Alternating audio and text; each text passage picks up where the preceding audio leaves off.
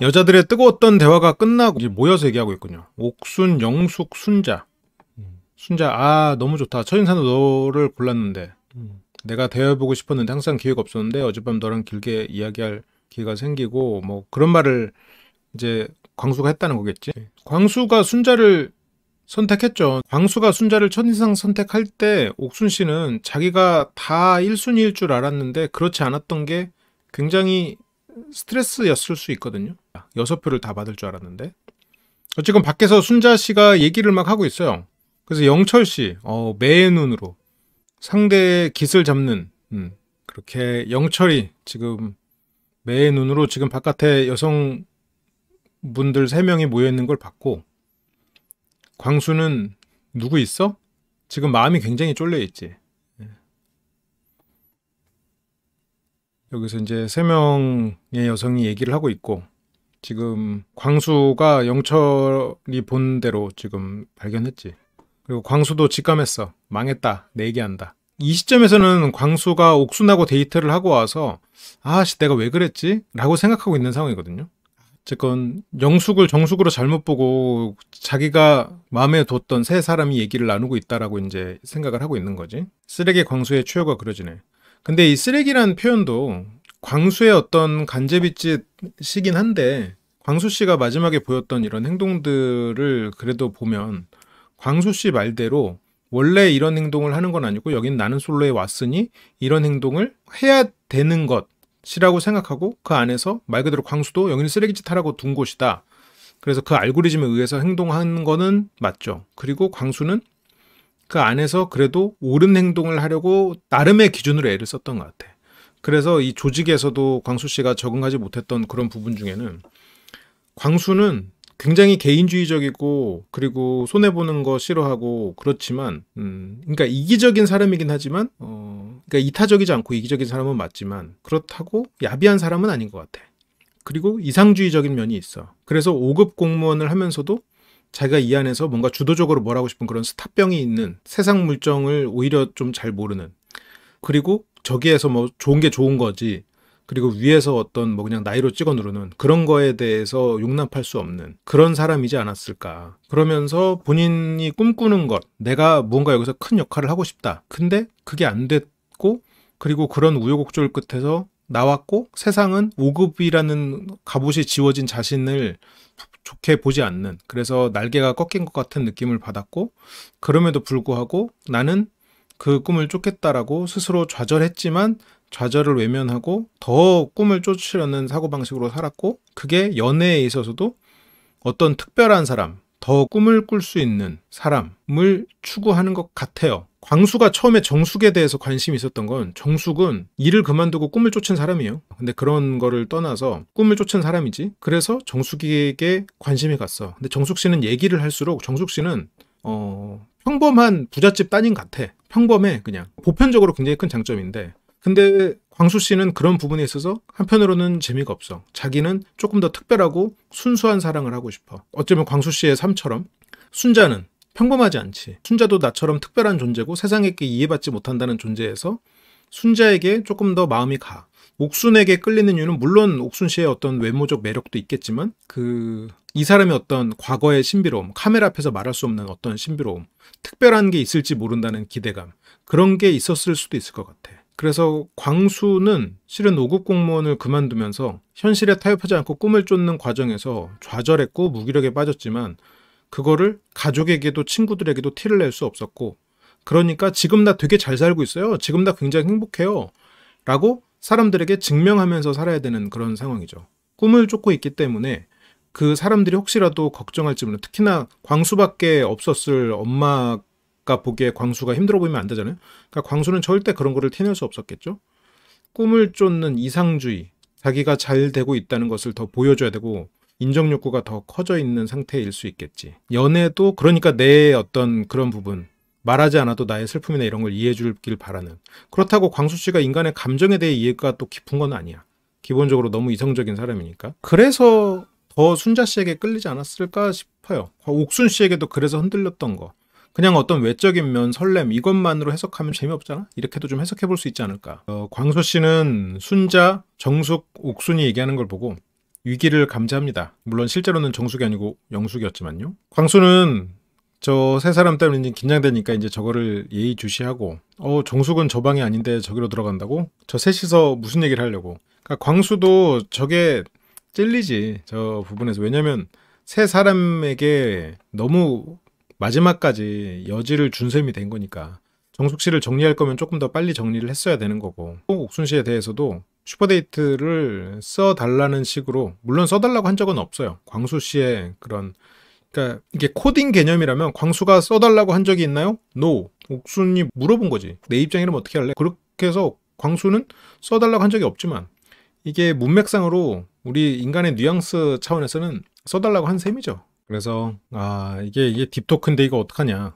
광수는 이제 좀 더 복잡해지고 머리 회전이 돌아가지. 광수가 너한테 무슨 얘기 했냐 이러면서 서로 얘기들이 오고 갈 텐데. 근데 영철은 근데 이미 엎질러진 물이야. 그래도 광수는 이게 그러니까 봐봐. 광수 씨 표현대로 광수 씨는 쓰레기짓을 해온 거죠. 그래도 광수는 내가 이 쓰레기짓을 광수 씨 입에서 나오는 쓰레기짓의 정의는 나는 솔로에서 하라고 한 행동이고, 그렇지만 나는 솔로에서 하라고 하는 행동 중에서도 내 마음에 솔직했고 그 안에서 내가 좋아하는 사람에게는 더 특별하게 대했다라고 광수는 생각하고 있어.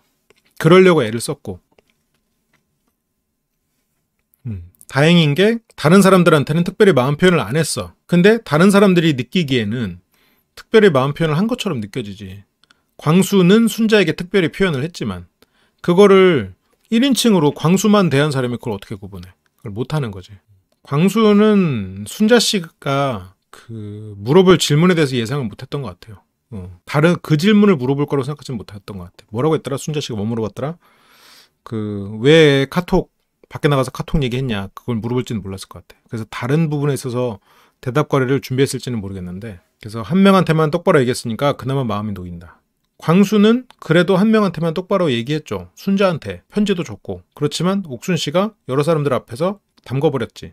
그렇죠. 옥순이 그렇게까지 세세하게 얘기했을 거라고 생각하지 못했던 것 같아. 그리고 광수도 그 상황에서 그렇게까지 자기가 얘기했던 거에 대해서 의미를 크게 두지 않아가지고. 근데 예를 들어서 여기에 이제 옥순 씨가 있고 옆에 영숙 씨가 있다고 생각해봐요. 여기 남자들이 모여서 얘기하고 있어. 영숙 씨가 저기 남자들 모여서 얘기한다. 그럼 옥순 씨가 난 한 명한테만 똑바로 얘기했으니까 그나마 마음이 놓인다 라고 할 수 있나? 옥순 씨는 못해요. 그러니까 광수는 엄청 스마트하고 똑똑한 사람이지만 여자에 대해서 바보 같아서, 감정에 대해서 바보여서 자기가 어떻게 상대에게 전달됐을지, 그 상대 입장에서 감정이 어떻게 전달됐을지는 몰라. 근데 최소한 광수는 한 명한테만 똑바로 얘기했고 자기는 분명히 마음 안에서 우열이 있었고 그 안에서 선택이 이루어졌어요. 옥수는 한 명한테만 얘기했으니까 그나마 마음이 놓인다라고 말할 수 있나? 없어요. 옥수는 없어. 그게 결정적인 차이입니다. 그래서 광수는 나는 순자에게만 특별하게 대해서 순자만 너무 많은 걸 얘기하지 않으면 그래서 영철이 물어봐요. 그 한 명이 누군데? 지금까지 광수가 영철에게 나는 순자에게 마음이 있어라는 표현을 안 했거든요.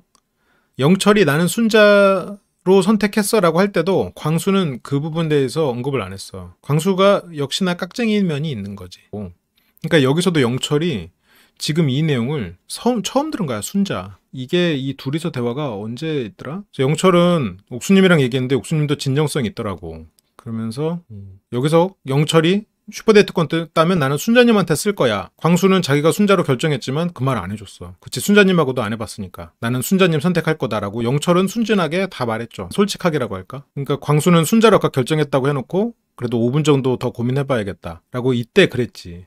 그래서 영철은 광수가 순자로 결정됐고 두 사람 사이에서 진전이 이렇게 된지를 몰랐어요. 아마 영철 마음속에 배신감이 든다면 배신감이 들었을 수도 있어. 근데 여기서 분명히 영철이 마음속에 심적으로 충격이 있었을 거거든? 이때 순자라는 얘기를 처음 들었으니까. 여기서 최고 문제는 내가 순자로 결정했는데 정숙한테 여지를 줬다든지. 그러니까 영철은 이 말을 들으면서도 실은 좀 충격이 있을 텐데 광수도 지금 자기 문제가 너무 중요하니까 영철에게 자기가 줬던 정보나 이전에 영철이 나는 순자로 정했다라고 그 부분에 대해서 광수도 아마 영철을 배려한이라고 말은 못했을 거예요. 나름은. 그게 이 영철에 대한 광수 나름의 배려였겠지. 그러니까 영철은 근데 그거 티 안 냈거든. 그러니까 티를 안 내고 넘어가니까 영철이 아무렇지도 않구나라고 생각을 할 수가 있는데 그렇지 않죠. 이 뒤에서 영철이 순자 씨에게 정리하는 이런 모습을 보면 최소한 영철에게는 그래도 우선순위는 순자였고 우선순위 말고는 심지어 없었죠. 그러니까 광수는 근데 나는 순자를 결정했고 뭐 정숙한테 여지를 줬다든지, 근데 이제 걱정은 옥수님한테 여지를 줬다고 옥수님이 느낄 수 있지. 마지막 데이트를 하고 왔으니까. 이제 광수 입장에서는 데이트를 할 때 그 데이트 상황에 취해가지고 그랬는데, 뭐 그날 헌팅포차 가서 번호 주고받고 왕게임도 했는데 다음날 이 사람이 사귄다고 생각하면 양다리가 되는 거고, 근데 나는 그 사람이랑 사귄다고 생각하지 않고 그날 술에 취해서 그날 분위기에 취해서 그랬고, 아, 나 흑역사다 그렇게 생각하고 놓는 거지. 뭐 어떤 인간은 양다리를 걸친 인간도 있겠지만 좋은 사람이라면 애초에 헌팅포차를 안 갔겠지. 근데 여기는 뭐 슈퍼데이트권을 상대가 쓰면 안 갈 수 없으니까. 근데 막상 갔다 와서 여자친구 보니까 마음속으로 죄책감도 들고, 아, 그래 이 사람이 있는데 내가 지금 무슨 짓을 한 거냐 라고 생각이 들고, 본인도 그렇게 잊으려고 하는데 컨팅포차에서 번호 준 사람한테 연락이 와. 우리 100일날 뭐해? 나 다음 주 수요일날 휴가인데 너 혹시 그날 반차 쓸 수 있어? 문자가 와 있어. 그러면 이제 아이씨 어떡하지? 이렇게 하고 있는데 얘가 내 여자친구 있는 걸 알았어. 그래서 여자친구를 알고 보니까 동창이야. 인스타. 어? 너 순자랑도 알아? 순자 여자친구인데. 그래서 순자를 불러서 얘기를 했어. 아우, 생각하니까 갑자기 등줄기에 식은땀이. 그런 뭐 광수가 지금 그런 상황이죠. 좀 과장해서 말했어요. 그렇게 이제 마지막 데이트를 하고 왔으니까 옥순에게 그 정도 마음은 아니었지만, 정숙님은 어느 정도 얘기해놓고 만남을 끊었으니까 괜찮은데, 정숙님은 그렇죠. 옥순 입장에서는 마지막까지 데이트를 하고 진지한 얘기하고, 그래서 아, 옥순님 찾아오는 거 아니야? 화나서. 이게 보통의 사람들을 생각하는 생각인데, 보통의 사람도 물론 찾아오진 않죠. 광수가 조직의 쓴맛을 못 봤죠. 아니, 조직에 있다가 쓴맛 보고 나온 거 아니야? 근데 이 조직의 쓴맛을 몰랐단 말이야. 그렇게 불안한데, 옥순 씨는 그렇게 불러서 야 너 뭐야 하는 그런 정정당당한 사람 아니고요. 그냥 나 너 좋아한 적 없고 나는 광수를 파보려고 그랬던 거야 라고 사람들에게 증명함으로써 어떤 심포도질을 하는 사람이었죠. 그래서 영철은 너는 생각이 딱 정해졌어? 아니면 내일까지 생각을 해봐야 될 것 같아? 그래서 너 지금 정리됐냐? 아, 너랑 순자랑은 이미 그러면 결정된 거야? 그래서 나 인터뷰하면서 정리 끝내고 아예 행동으로 옮기고 왔어. 인터뷰에서도 순자라고 말했고 행동으로 옮겼다. 편지도 주고 왔지. 아무도 모르게 은밀하게. 은밀하고 위대한 광수의 방식이죠. 그러니까 여기서 불러내서 얘기했고, 그러니까 이제 영철은 잘했네. 나름 지금 영철 씨가 실현당하는 상황이에요. 실현이 확정되는 상황이에요. 그래서 지금은 순자인데 내일 일어나서 마음 바뀌면은 바꿀 예정. 그러니까 이제 여기서는 순자, 현재 마음은 순자지만, 그러고 막 도착하고 나서 되게 고민이 많았어. 정말 못 고르겠다. 둘이 약간 다른 매력으로 생각해서 이게 비교 자체가 되나. 그러니까 순자랑 옥수는 그 무언가 남들과 다른 길을 간 사람들 같아 보이죠. 순자는 확실히 그랬고, 옥수는 그런 것처럼 보이고, 정숙은 남들과 다른 길을 가는 것처럼 보이는데 알고 보니까 그렇지 않고, 광수 씨는 자기가 5급 공무원을 그만두고 세상에 부딪히는 그런 낭만적인, 혹은 본인이 어쩌면 후회할지 모른다는 그 두려움은 또 있지만 그런 면도 인정해주고 사랑해줄 그런 낭만적인 사랑을 꿈꾼단 말이죠. 그래서 정숙 씨의 그 인생을 듣고 나랑 똑같다라고 정말 생각했던 것 같아. 그러니까 둘 중에 한 명이 좀 무던하고 상대를 맞춰주고 그렇게 하면 좋은데, 둘 다 약간 좀 스타여야 되고 자기의 어떤 독특함을 상대에게 수용받아야 된다고 생각하는 사람들이다 보니까, 관계가 만약 두 사람이 길게 이어지려면 두 사람이 이제 서로 많이 성숙해져야지. 그래서 정숙 씨보다 옥순, 순자가 더 마지막에 남은 두 사람이 아닌가. 물론 둘 다 뭐 굉장히 매력적인 사람들이고, 여기서 영철은 굉장히 슬플 텐데 이런 광수의 이런 고민도 차분하게 들어주는군요. 보통 멘탈 관리가 아니네. 그리고 이 거미줄처럼 얽힌 이들의 운명이라고 하는데, 24기가 뭐 그렇게까지 거미줄처럼 얽혔나요? 어디 보자. 영수, 영식, 상철은 딱 선명하게 옥순, 딱 한 줄. 옥순은 줄 없고, 영철, 순자, 광수, 순자. 뭐 이번 기수가 뭐 그렇게까지 거미줄 아니죠. 그랬다가 지금 영철부터 빠져나가고, 광수는 실은 걸린 척했지만 끝에서 간 보고 있었던 거니까. 그러면서 옥순 씨는 아침부터 이제 순자에게 관심이 많아요. 옥순 씨는 지금 봐봐, 거미줄처럼 얽힌 운명. 그래서 아침부터 옥순 씨는 순자에게 관심이 많죠. 옥순 씨가 순자 씨랑 이렇게 친했었나? 뭐 친했겠죠? 근데 너 말을 어떻게 시작할 거야? 지금 최종 선택인데 지금 순자가 광수를 빨리 차버리길 바라거든. 그러니까 순자랑 광수가 잘 돼버리면 옥순 씨는 패배한 거잖아요. 근데 광수가 순자한테까지 까이면 쟤는 애초에 게이머니까 벌을 받은 거야. 진정성이 없어서 벌을 받은 거야. 옥수는 광수를 처단한 거가 되는 거지. 그러니까 나는 6명 중에 3명에게 선택받은 게 아니고 애초에 6명이 아니었던 거야. 옥순 입장에서는. 광수가 선택을 못 받아야 옥순 입장에선 쟤는 진정성이 없었고 나는 그거에 대해서 정의감 있게 순자에게 말해줘서 일단 광수가 배제돼야 모집단이 주니까 자기의 성공률이 올라가는 거잖아요. 지금 성공률은 50%인데 실제로 성공률은 50%가 아니잖아요. 50%가 아니라고 생각해야 되잖아요. 왜냐면 옥순 씨는 지금까지 90%라고 했단 말이야. 자기 그 다른 방송에서. 그러면 여기서 이제 90%에 근접한 성공률을 맞추려면 모집단을 제거하는 방식이 있어요. 모집단을 제거하는 방식은 광수는 애초에 옵션이 아니다. 영철은 하남자다. 영철은 게이가라고 생각했다. 이런 거. 물론 뭐 여기서 그렇게 말하진 않지만 그냥 하남자니까 애초에 제외되는 거지. 그러면 뭐 옥수는 그런 일종의 정신 승리를 통해서 100% 확률로 만들어버릴 수도 있는 거지. 그러니까 여기서도 순자가 빨리 광수를 정리하기를 바라는 마음에 빨리 광수에게 정의의 이름으로 뭐라고 말할 거야? 뭐라고 어떻게 시작할 거야? 그러니까 순자가 나 일단 편지 준 것도 읽어봤고 광수님이 나를 좋아한다 이런 식으로 얘기하니까 다른 사람들이랑 얘기하긴 했지만 그래도 너다 이런 식으로 얘기를 하니까 그런 말을 다 똑같이 하고 다닐 거라 생각 못했고 또 이제 그 순자 씨가 다 똑같이 했다 이런 얘기를 하니까 또 옥순 씨가 근데 난 질문은 똑같을 수 있다고 생각해. 지금 이제 와서 이래놓고 또 막상 또 울었다고 하니까 악어의 눈물이라고 하잖아. 왜냐면 본인이 확인하고 싶은 게 있을 수 있으니까. 근데 어제는 그렇게 말하지 않았단 말이지. 옥순 씨는. 그래서 어제까지는 약간 진짜 이상하다 했는데 자기가 궁금한 것들 똑같이 이성한테 뭐 그럴 수 있지 싶기도 하고 그러니까 여기서는 솔로나라고 똑같은 질문을 던질 수 있죠. 근데 옥순 씨가 말한 것처럼 편지를 다 준 것도 아니고 그냥 옥순 씨가 눈치를 챈 거고 그래도 어쨌건 순자 씨가 하룻밤 생각하고 어제 그 분위기에 휩쓸려가지고 완전 사기당한 느낌에서 지금 여기 솔로나라고 하긴 그렇지 내가 너무 기대감이 커서 그랬을 수 있지라고 지금 광수의 말을 들으러 가보자. 광수와 함께 있었던 시간들 속에서 광수와 나눴던 이야기들이 순자의 지금 이성을 붙잡고 있는 상황이 되는 거죠. 그래서 순자는 약간 바람난 남자친구 잡듯이 너 다른 여자한테 그러는 게 어딨어 하기에는 아무 사이도 아니고 그 말은 내가 서운하긴 하지만 광수도 뭐 알아볼 수 있는 거지. 그렇게 광수를 찾으러 남자 숙소로 오고 광수가 순자를 찾으러 와서 광수는 순자에게 좋아한다는 고백을 하고 그 와중에서 광수와 옥순이 이제 비교가 되는데 광수는 한 사람에게 난 좋아한다 얘기했고 옥순도 움직입니다. 광수와 순자가 어떻게 보면 얘기하고 둘만의 얘기가 될 때 남자 숙소를 찾아와서 남자들끼리 모였으니까 거기서 당황하면서 멈춰요.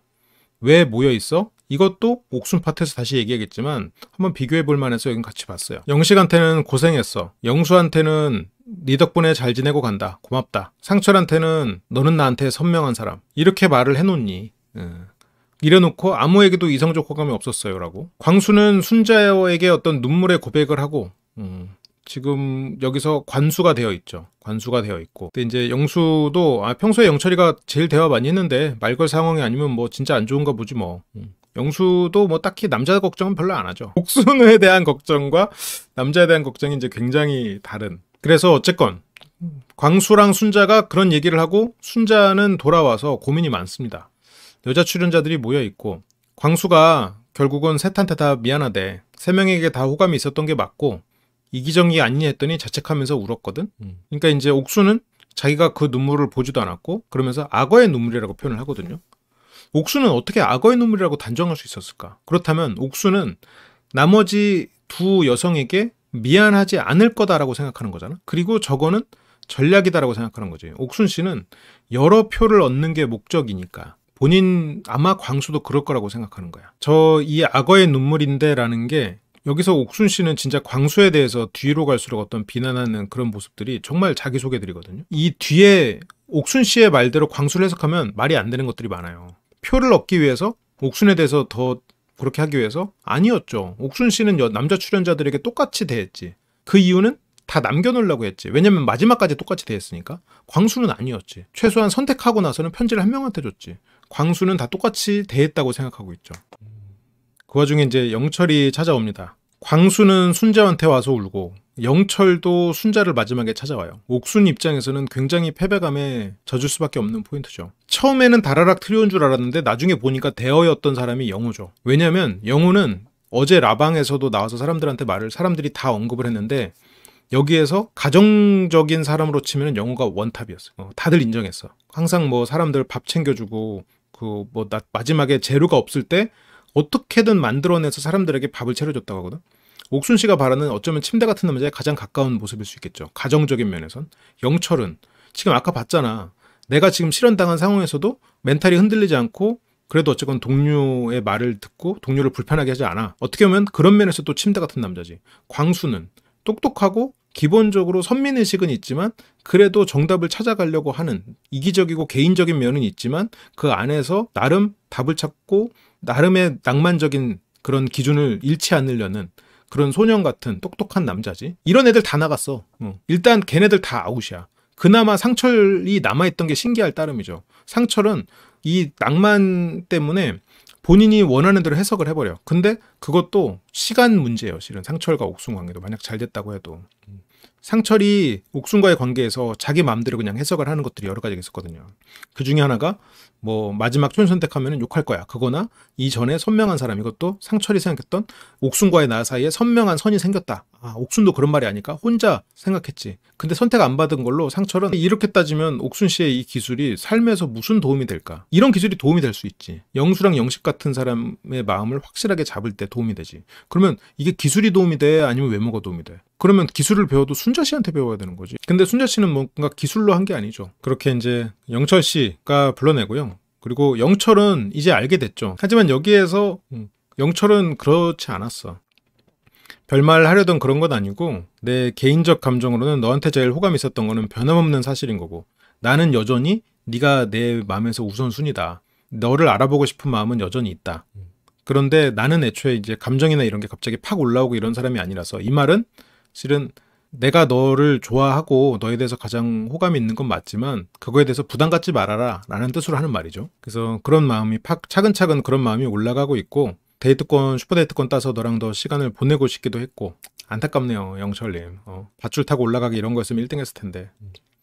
그래서 너랑 앞으로 알아보고 싶은 그런 마음, 너를 좋아하는 호감이 있는 마음 그런 거 다 여전히 있지만 슈퍼데이트권 땄어도 너한테 그냥 썼을 거야. 그것도 사실이고. 근데 솔로 나라에서는 너를 알아가는 데 있어서 좀 한계를 느꼈다. 그러니까 여기서 광수랑 순자랑 잘 된 거를 알잖아요. 추궁하지 않아. 그거 가지고 부담을 주지 않아. 그냥 나에게 여기서 너의 마음을 얻기 위한 시간이 부족했다. 나의 마음은 너무 천천히 올라가는 사람이라 이 안에서는 나는 한계가 느껴졌다. 그러니까 상대 탓도 아니고 그냥 누구를 탓하지 않지. 이런 남자가 하남자로 보이는 거지. 왜 하남자로 보였겠어? 이게 심포도질이죠. 그러니까 마음도 전하면서 상대에게 부담도 주지 않는 방식으로 이제 마지막에 이 사람도 마음을 편하게 하고 자기 자신 입장에서도 정리를 하는 거지. 이런 표현을 하는 사람이면 이게 순자 씨도 느꼈을 거야. 광수도 물론 멋있는 사람이지만 영철같이 말이 투박해도 그 안에 알맹이가 있고 이 사람의 어떤 진정성, 차분함이 있는 사람도 굉장히 매력적이구나. 그거를 이제 순자 씨도 조금 더 시야가 넓어지지 않았을까. 인간에 대한 시야가. 그런 생각이 좀 들어요. 그렇게 이제 영철이 정말 짧았지만 그 임팩트 있는 활약을 보여줬고요. 그 와중에 이제 광수는 또 다른 마무리를 합니다. 광수도 지금까지 보여줬던 여러 가지 간제비짓에 비해서 광수 씨가 마지막에 보였던 이런 정리하는 모습은 보여주기 식이라고 보일 수도 있어요. 그래도 하기 힘든 거야. 이건 쉽지 않아. 마지막에 뭐 순자에게 내가 울면서 고백을 했으니 순자가 마음이 돌아섰겠지라고 그냥 본인이 그냥 가만히 있을 수도 있는데 그렇지 않았거든. 이거는 광수 씨가 용기 있는 행동이었고 광수 씨가 자기 나름으로 어떤 선함을 추구하는, 근데 그게 이제 뭐 다른 사람을 배려하거나 이런 것과는 다른 선함이긴 하지만 자기 나름의 논리를 지키려는 사람인 거는 맞는 것 같아요. 최소한 자기 자신에게 비겁한 사람은 아니야. 개인적이고 계산적인 사람은 맞는데 첫 번째로 찾아간 사람은 눈이 왜 그렇게 부었니? 정숙 씨도 알고 있지. 광수가 아까 울었다는 걸. 그러면서 광수가 이제 길게 얘기할 건 아니다 하면서 현숙 씨가 신스틸을 하고 있군요. 길게 얘기할 건 아니고 미안하다고 얘기를 좀 하려고. 욕먹을 거를 계산하고 할 행동이었다면 옥순 씨와 차 안에서 그렇게 안 했겠지. 그래서 얘기 들어보니까 내가 오해하게 행동을 많이 했던 것 같아. 광수는 정숙 씨를 이 전날인가 전전날부터 아니다 싶어서 순자와 옥순만 남겼었거든요. 그래서 자기가 그냥 정리됐다. 내 머릿속에서 이 옵션을 지운 걸로 그냥 끝이라고 생각했어. 너무 기계적인 해석이었지. 기계적으로 상황을 바라봤었지. 그러니까 어떤 감정에 대한 이해나 그런 게 부족하고 기계적으로 해석하고 본인이 생각하는 논리에 빠져서 그 안에서 답을 찾는 그런 어떻게 보면 좀 외골수적이고 폐쇄적인 성격의 사람인 거야. 여기서 지금 막 키도 크고 말도 부드럽게 하고 노래도 감미롭게 불러가지고 안 그러 보이지만 실제로는 굉장히 기계적이고 외골수적인 사람인 거지. 어떻게 보면 정면으로 마주하는 상황이고 내가 혼자만의 페이스를 정해놓은 걸로 진행을 하다 보니까 그래. 본인 혼자 룰을 정해놓고 본인 혼자 로직 정해놓고 그 알고리즘에 따라서 움직이니까 옥순과 1대1 데이트 안 했다. 이거 문제 하나 빠뜨렸는데? 이거 풀어야 되는데? 예를 들어서 운전면허 시험하다가도 이 정도면 커트라인 넘겠다. 근데 이거 안 빠뜨린 것 같은데 풀어야 되는데. 그래 나는 이 정도면 됐다. 이 사람으로 선택했으니까 됐다. 내가 원래 모든 사람과 1대1로 해야 되는 코스가 있었지만 그게 어떤 알고리즘이었지만 이 사람이면 되겠는데 하고 선택할 수도 있는 거야. 과감하게 유연하게 선택할 수도 있는데 광수님은 그게 안 돼서 옥순에 대해서 아쉬움을 가졌어. 옥순이라는 사람에 대해서 매력이 있는 것도 사실이었겠지만 옥순의 담금질이 없었다면 정숙에게 사과하지 않았을지도 몰라요. 근데 어쨌건 순자 씨의 말을 듣고 광수는 다른 사람의 감정이 그랬을 수도 있겠다라고 생각한 것 같기도 해. 노련하지 않은 사람이 노련해 보였고 스스로 노련하다고 생각하고 행동한 게 패착이죠. 다른 사람이 기분 나쁘고 오해했을 수도 있겠다는 생각이 들어서 그래서 일은 벌려놓고 정리할 능력이 안 되니까 어떻게 보면 나머지는 상대한테 떠넘긴 것 같아. 여자에 대해서 잘 모르는 너드 같은 사람이 맞아요. 보면. 그러니까 그 안에서 어쨌건 정숙 씨가 있으면 잠깐 앉아서 얘기하면 돼. 순자랑은 좀 이따 얘기도 되거든. 근데 다음은 순자 차례. 그러니까 순자한테 가야 되는 거야. 유연하지가 못해. 사람들이랑 어울릴 때 상당히 난항을 겪었을 것 같아요. 특히나 우리나라처럼 어떤 눈치 문화가 발달한 그런 조직 문화라면 더더욱 힘들었을 것 같아. 정숙은 나도 고맙네 이렇게 얘기해줘서 그렇게 이제 정숙 씨에게 용감하게 자기의 잘못을 사과하고 그리고 자기가 오해하게 해서 미안하다라고 얘기를 했죠. 그 다음에 찾아간 사람은 이제 옥순. 옥순 씨는 아마 굉장히 의아했을걸? 놀랐을걸? 왜냐면 옥순 씨는 누군가에게 이런 오해를 풀어주려고 하지 않았거든. 자기가 여러 사람들이 자기를 좋아하게 만들고 선택을 하게 만드는 게 중요했지. 그래서 상철한테도 선택해라고 말해요. 대놓고 말해. 마지막엔 조급하니까. 상철이랑 데이트할 때 선택해야지라고 말하거든. 그래서 잠깐 얘기 좀 하려고. 그래서 뭐 길게 얘기할 건 아니고 사과하러 온 거니까. 그렇게 이제 광수 씨가 사과를 합니다. 내 거에 집중하느라. 내가 정해놓은 대로만 하느라 사실 뒷수습할 역량까지는 안 했던 것 같아요. 광수 씨가 여자에 대해서 잘 몰라. 사람에 대해서도 잘 몰라요. 인간 관계도 넓지 않고 사람에 대해서 잘 모르다 보니까 이게 광수가 이 상황에서 게임처럼 임한 건 내가 면접을 보고 이 안에서 점수를 정해서 이 안에서 한 명과 사귀면 된다고 생각했어. 그래서 일 버리는 것까지가 내 역량이었던 것 같고 깔끔하게 정리를 못해서 오해 많이 사게 한 것들 미안하다고 좀 얘기를 해야 될 것 같아서 그래서 옥순은 뭐 알아들었어 하고 옥순 씨가 지금 표정을 보면은 상당히 씁쓸한 표정이죠. 지금 눈은 안 웃고 있잖아.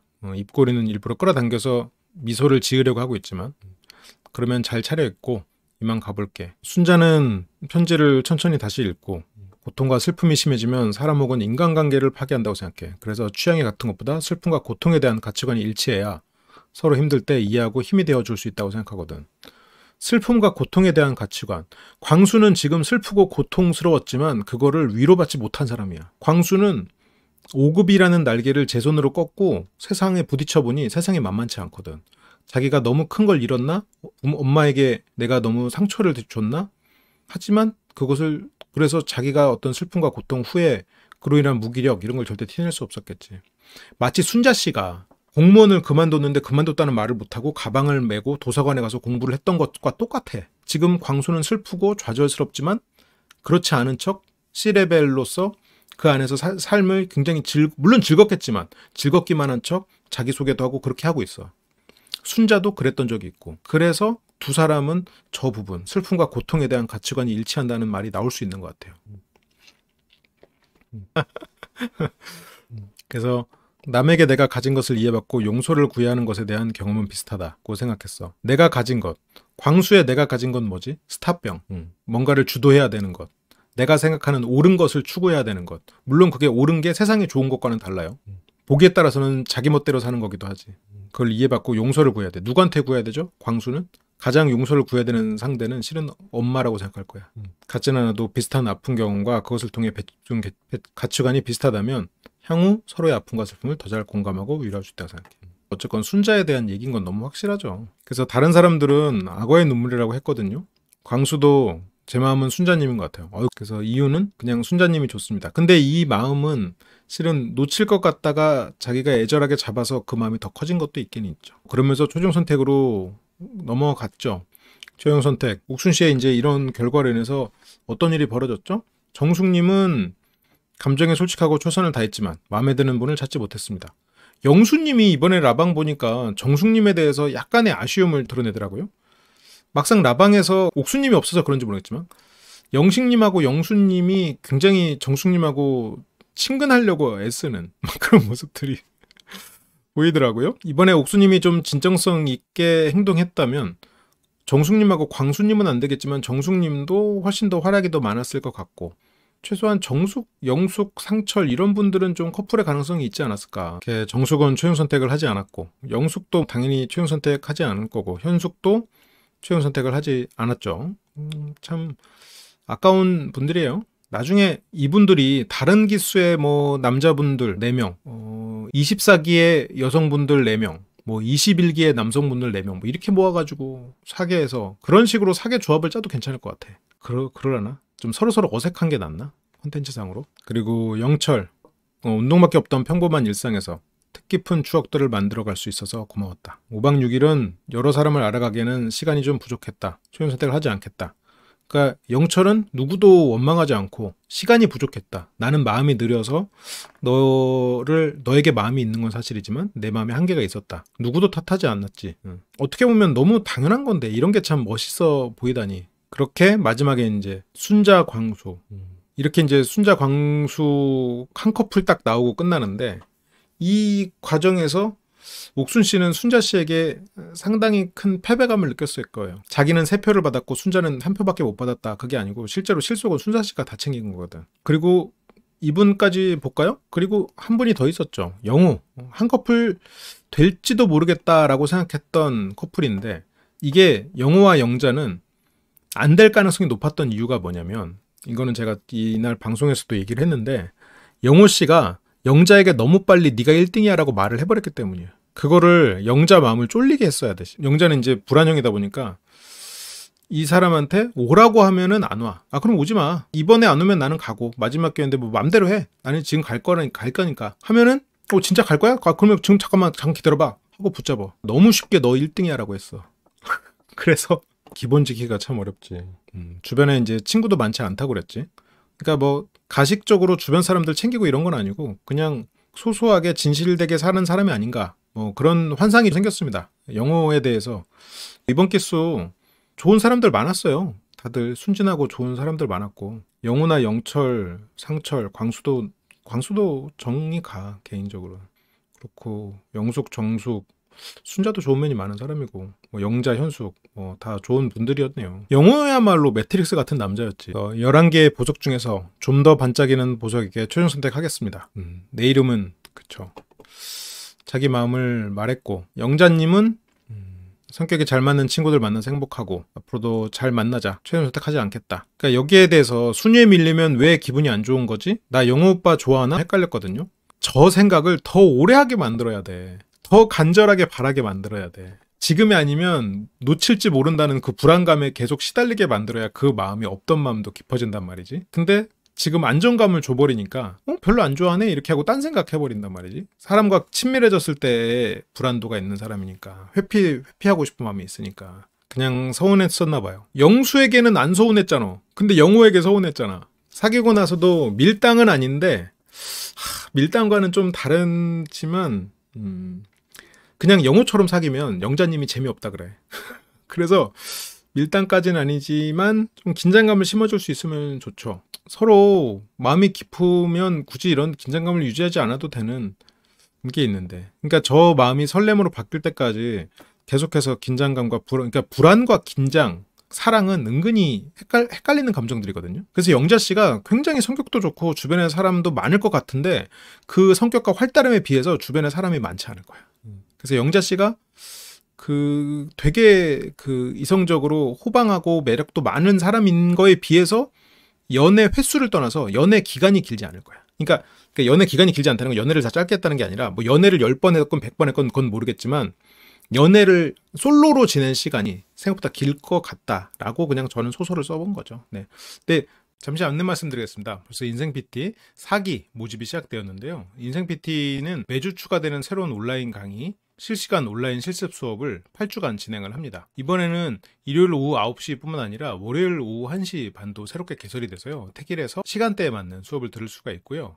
오프라인 워크숍을 2회 3시간 반 완성된 하나의 과정으로 제공이 됩니다. 커뮤니티와 네트워킹 기회가 제공되는데요. 여러분들이 함께하는 분들과 의견을 나눌 수 있고 과제를 피드백 받을 수도 있습니다. 워크숍 이후에 진행되는 네트워킹 기회를 통해서 혼자가 아닌 함께 마음을 수업하고 심리에 대해서 연구하는 실생활에 필요한 대화 스킬도 늘릴 수 있는 자리를 제공을 해드리고 있고요. 이렇게 다양한 항목들로 제공되는 인생 PT는요. 지금 온라인 실습은 매주 일요일 오후 9시, 월요일 오후 1시 택일로 해서 100분 내외로 진행이 되고 그리고 오프라인 워크숍은 4주차, 8주차에 각각 진행이 되는데요.